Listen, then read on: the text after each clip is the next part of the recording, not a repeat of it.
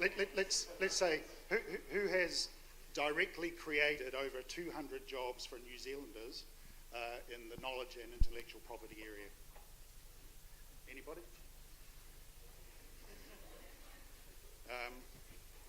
Let's say who's won the New Zealand Businessman of the Year award. Any takers on that one?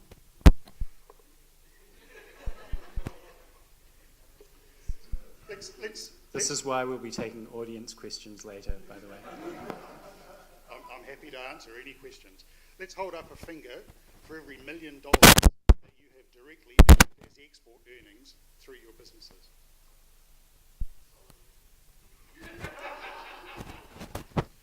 Well, I don't have enough fingers, ladies and gentlemen.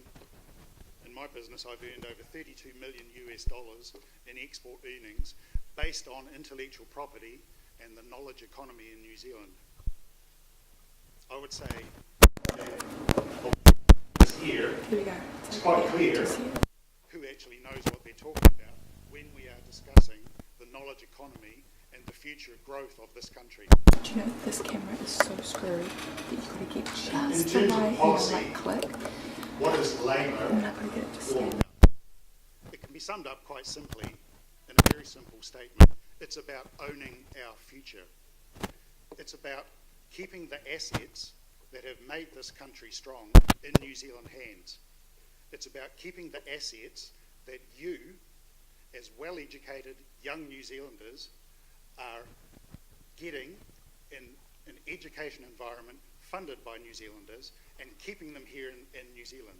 Not going over to Australia and making a fortune over there, but keeping your talents, your innovation and your skills in this country. It's about owning our future, ladies and gentlemen.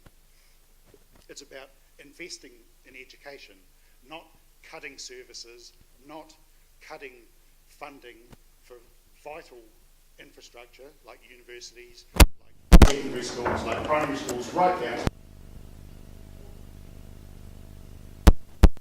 power.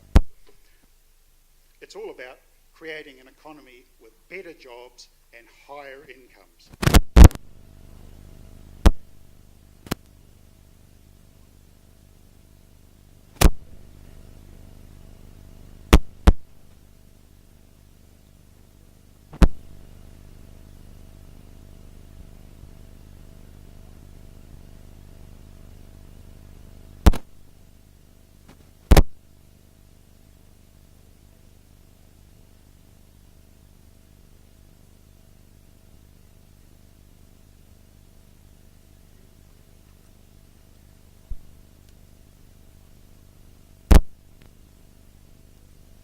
That is the way forward.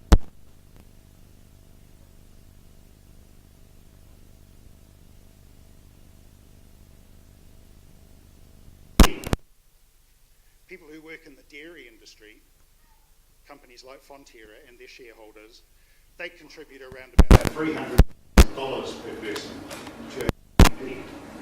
This is not what they earn, this is what they contribute as a result of their work. If you look at companies like Apple in the United States, each employee contributes around $2 million to the GDP of their country.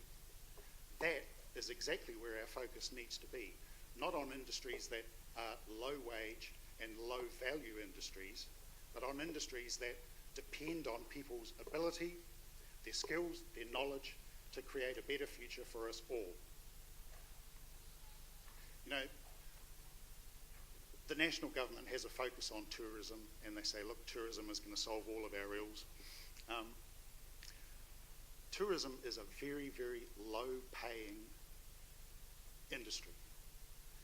If you want to clean sheets and fold nice little triangles onto toilet rolls, then tourism is the industry to be in. But there is no growth in that area for a very important reason. The one thing that people want to do is to come to New Zealand to see our natural environment. So where is the growth going to occur? You can't have 5, 10 times as many people coming to this country and not having an effect on our environment. It simply isn't going to cope.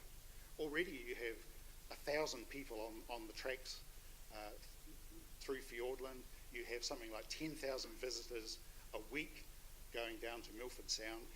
If you get 50,000 people going down to Milford Sound, who is going to want to be sitting in traffic jams waiting to get down to see a pristine piece of New Zealand and then shipped off to some other area where, again, you're going to have to wait in queues?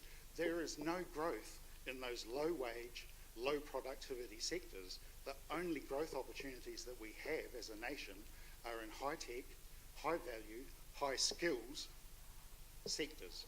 And those are exactly the sectors that we need to encourage as a government and as a nation. Now, I'd have to say, in terms of encouraging those kind of industries, let's look at what the national government has done in those particular sectors.